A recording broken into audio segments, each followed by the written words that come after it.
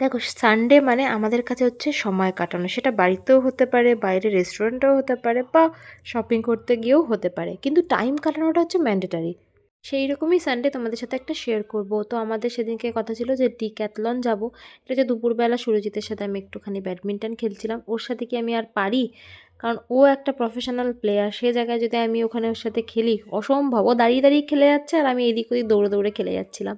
যাই হোক, তো তারপর চলে এসেছিলাম হচ্ছে ডিক্যাথলন। তার আগে আমার দাদাদের ফোন করা হয়েছিল, কি একটা কথাতে কথা বলা ছিল। হঠাৎ সাডেন একটা মানে আমাদের প্ল্যান ক্রিয়েট হয় যে এখান থেকে আমি যাব হচ্ছে ওদের বাড়িতে, সেদিনকে ওইখানেই স্টে করব। তো চলে এসেছি ডিক্যাথলনে, কারণ সুরজিতের একটা জ্যাকেট নেওয়ার কথা ছিল। মানে ও যেহেতু সকালবেলা অফিস যায়, সেই সময় যে জ্যাকেটটা পরে যায় সেটাতে ঠান্ডা একদমই মানছে না। এক্সট্রিম ঠান্ডা পড়েছে, মানে আর কিছুদিন গেলে মনে হয় বরফও পড়বে, এরকম ঠান্ডা পড়ছে আর কি। তো ডিক্যাথলনে এসেছিলাম, এই জ্যাকেটটা নিয়েছি। মানে এটা অ্যাকচুয়ালি সব ইয়েতেই আর কি ব্যবহার হয়ে যাবে, যদিও পাহাড়ে ঘুরতে যায় তখনও এটা চলে যাবে, যেহেতু এটা -10 ডিগ্রি পর্যন্ত আর কি এই জ্যাকেটটা কাজ করে যায়। আমরা মিন্ত্রাতে দেখেছিলাম, কিন্তু একটু চাইছিলাম যে সামনের থেকে কালেকশানগুলো দেখি, তো তাই জন্যই যাওয়া। এখানে দেখো বক্সিং গ্লাভস দিয়ে আমাকে মারার চেষ্টা হচ্ছে। আর আমি এমনই একটা পাবলিক, আমি বলছি তাড়াতাড়ি যদি মারার হয় মেরে নাও, দিয়ে তারপরে চলো, কারণ ওখানে দেরি হয়ে যাচ্ছে। ও হ্যাঁ, তার আগে কিন্তু আমরা ডিক্যাথলনে আসার আগে একটু কারিমসের রোল খেয়েছিলাম। সব কিছু এখন আর ভিডিও করা হয় না, আর আমার লিটারালি মনেও থাকে না যে আমি ব্লগ করছি। এই যেমন ধরো ডিসেম্বরের 5 তারিখ থেকে যে ব্লগগুলো স্টার্ট করেছিলাম, আজকে মনে হয় 23 তারিখ, এখনও এতগুলো ব্লগ বাকি আছে, আমি এখনও আপলোড দিয়ে উঠতে পারিনি। আমার কাজের ব্লগ ভর্তি হয়ে রয়েছে। তো যাই হোক, তো তারপর আস্তে আস্তে আমি আর কি দেবো এগুলো ভিডিও, অবশ্যই আপলোড। তো এইটাও দেখছিল, এইটাই অ্যাকচুয়ালি আমরা মিন্ত্রাতে দেখেছিলাম।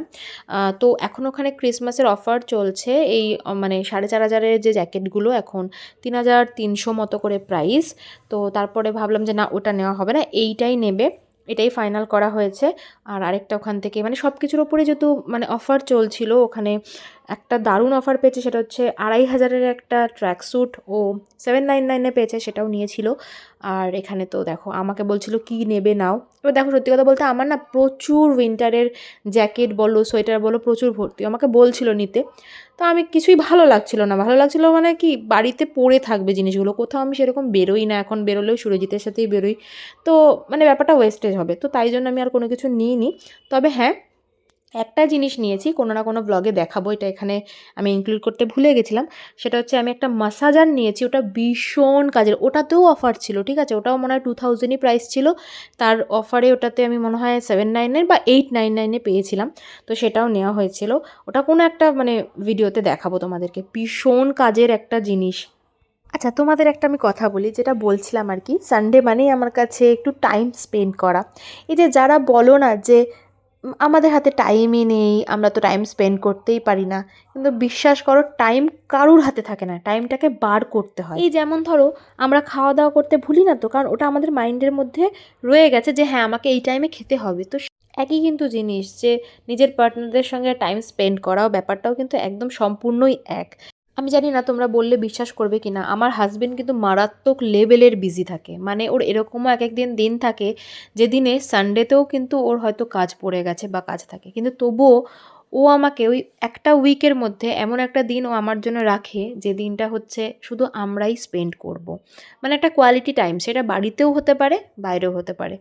তোমরা এইভাবে কখনো স্পেন্ড করে দেখো, আমি বলছি মানে ভীষণ ভালো লাগবে। মানে মনে হবে কি, একটা গোটা সপ্তাহ তুমি একটা এনার্জি তুমি গেইন করে নিলে। যারা প্রচণ্ড ব্যস্ত তাদের প্রত্যেক দিন টাইম দেওয়ার দরকার নেই, সপ্তাহে একটা দিন, সে একটা দিনটা গোটাটা তোমার। যাই হোক, অনেক জ্ঞানের কথা বলে ফেলেছি, তবে জ্ঞানের কথা বললেও কিন্তু কথাগুলো ভীষণ সত্যি। তোমরা করে দেখো, তারপরে এসে আমাকে থ্যাংক ইউ বলো। তারপরে চলে এসেছি হচ্ছে দাদাদের সোসাইটিতে। এসেই ফার্স্টে আমি এসেছি বড় পিসির বাড়িতে, তারপরে যাব হচ্ছে মাম্পা দাদার বাড়ি, কারণ ওদের এই ব্লক থেকে ওই ব্লকে দেখা যায় ওদের বাড়ি, মানে জানলা থেকে কথা বলা যায় আর কি। তো এখানে এসছি, দেখো এখানে যে দাদা মাছ কি সুন্দর করে, দেখো এগুলো কিন্তু রিয়েল প্লান্ট, ভেতরে যতগুলো গাছ রয়েছে সব রিয়েল। আর বেচারা তো ব্যাডমিন্টন খেলতে গিয়ে পড়ে গিয়ে কি কাণ্ড হয়েছে, দেখতেই পাচ্ছ হাতের অবস্থা।